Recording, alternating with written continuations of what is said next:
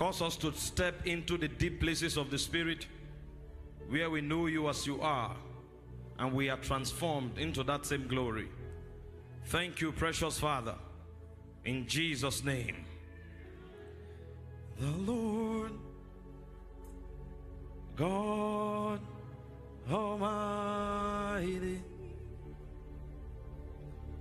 who was and is to come. Blessed be the Lord God Almighty, who reigns forevermore. Blessed be the Lord God Almighty,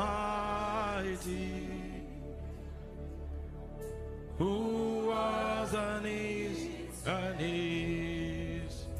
to come. Blessed be the Lord God Almighty, who reigns forevermore. Thank you, Father. Please sit down for a moment. Tonight, the evangelist has ministered with so much explosive power. So much healings have taken place. And so my job is just to teach the word of God and explain a few concepts of scriptures.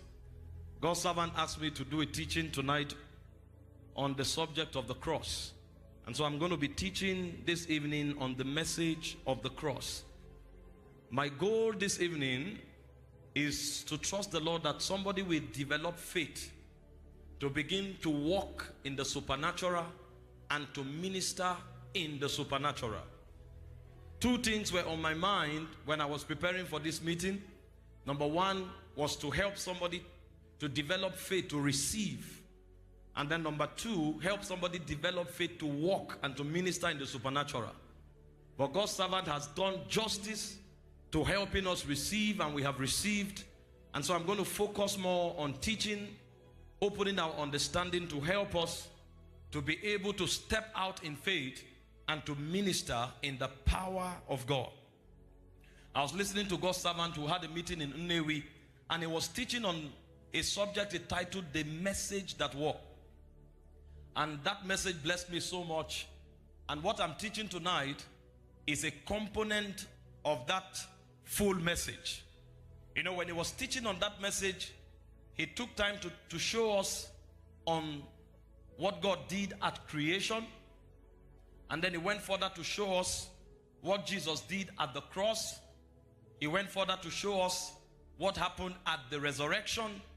And then he went further to show us what happened during the outpouring of the Holy Spirit.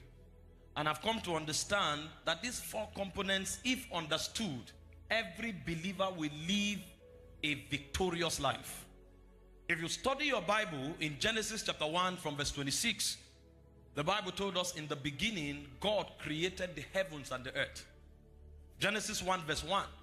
And it said the earth was void and darkness was upon the face of the deep, and the Spirit of the Lord moved upon the face of the waters. And he said, God said, light be. Now, the first thing I saw from this scripture are the two ingredients for creation. You know, in the subject of producing realities, only God stands in the office of the creator.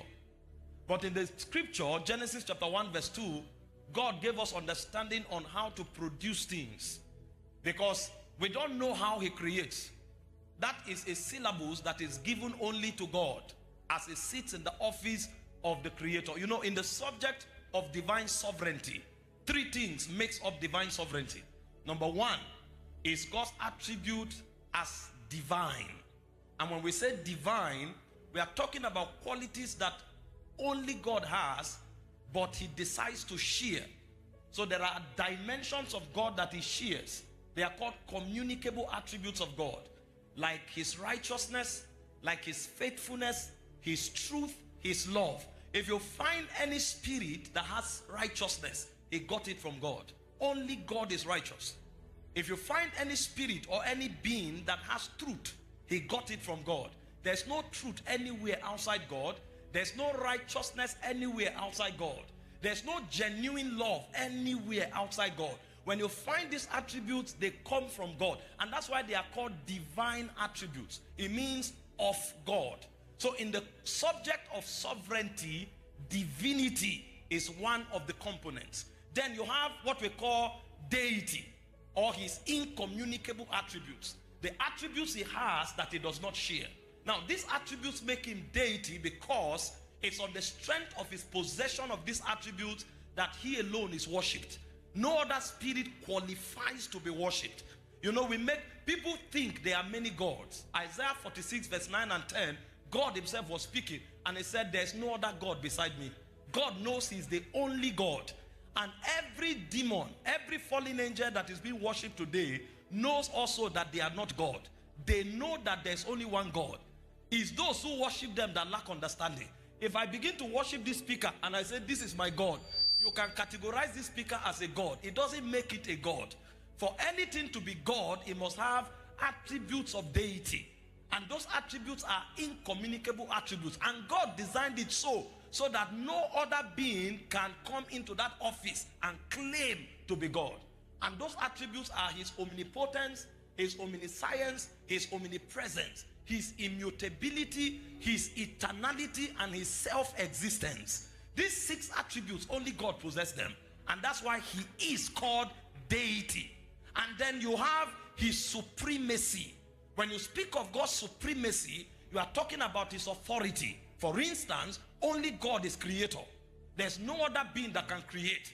Only God can bring something to existence from nothing. It makes him supreme. It makes him sit in a place of authority that only him dwells. Number 2, only God is a life giver. There's no source of life from any being outside God. Anything that produces life, trace it back to the first, you will discover it got life from God, including man. Through reproduction, we can give birth. But when you trace humanity back to the first man got life from God. The Bible said God breathed into his nostrils the breath of life and he became a living soul. So in the context of supremacy, God is creator. God is the source or the author of life. And it doesn't stop there. He has power over times and seasons. He can determine seasons. God can decide today that the world ends now. And it can't be questioned. The world will end now. He can decide to prolong it. Nobody can argue it. He has authority to shape and to determine times and seasons. And it doesn't stop there. He also has the moral authority to judge. At the end of time, God will judge all humanity. I'm not quoting scriptures because that's not my message. But I'm trying to explain to us that when you deal with the sovereignty of God, there is divinity, there is deity, and there is supremacy. Now, when we see Genesis chapter 1 verse 1, when God started creating the world, he was operating within the context of his supremacy. And one thing we saw in that scripture is the mystery of producing realities. Because in Genesis chapter 1 verse 1, he said in the beginning, God created the heavens and the earth. Nobody knows how God created the earth. Then there was judgment upon the face of the earth. And the Bible said, and the earth was void. And it said darkness was upon the face of the deep. And it began to show us what God did to restructure the earth. What God did to reprogram the earth. And it said the Spirit of the Lord moved upon the face of the waters.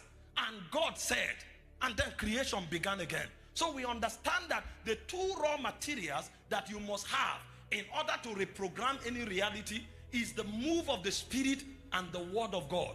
When the Rhema collides with the move of the Spirit, creation begins to happen. This is the first mystery that the Bible reveals to us in Genesis chapter 1 verse 1. Then God goes to verse 26 and God said, let us make man in our image, after our likeness, and let them have dominion. And this is where God's servant was teaching from when he spoke about the message that works. He began to help us understand our identity in God.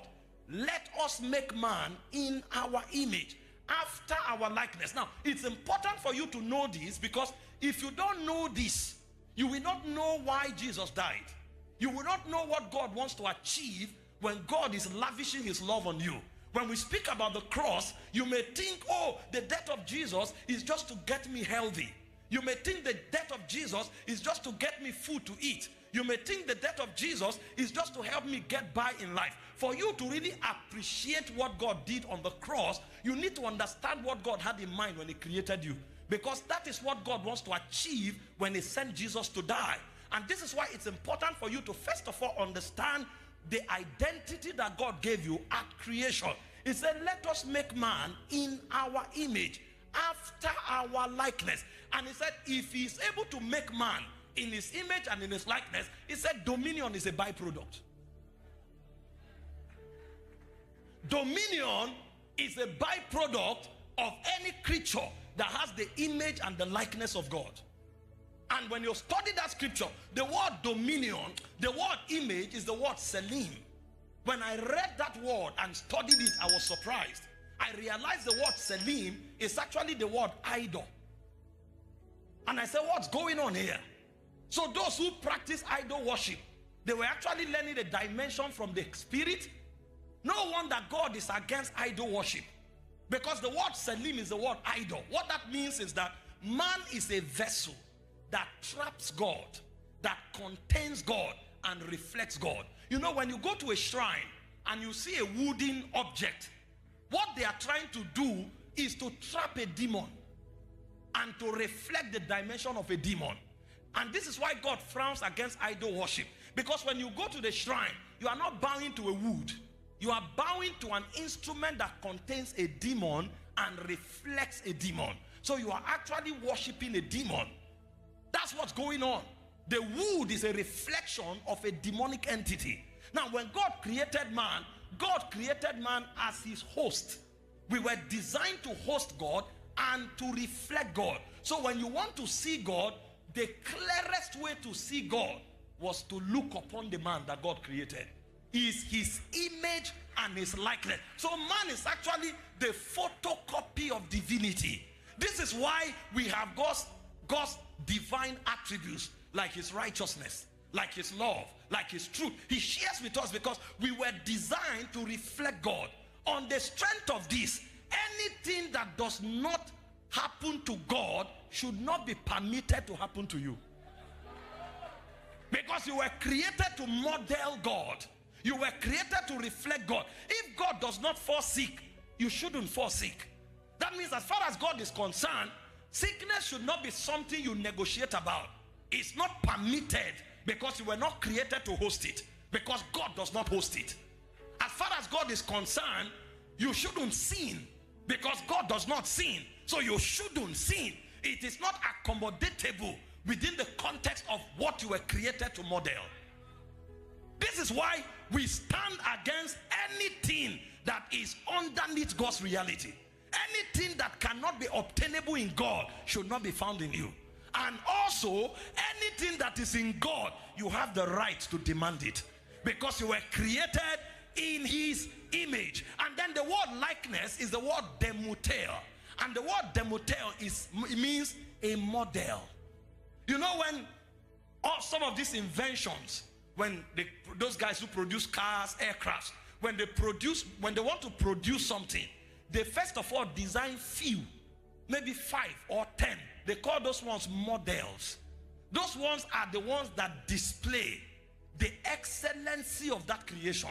They are the ones that display the beauty of that creation.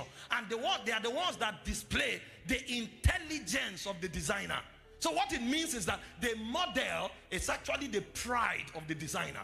So when an inventor or a designer wants to produce something, he makes a model and they showcase the model so that when you see the model, you appreciate the invention.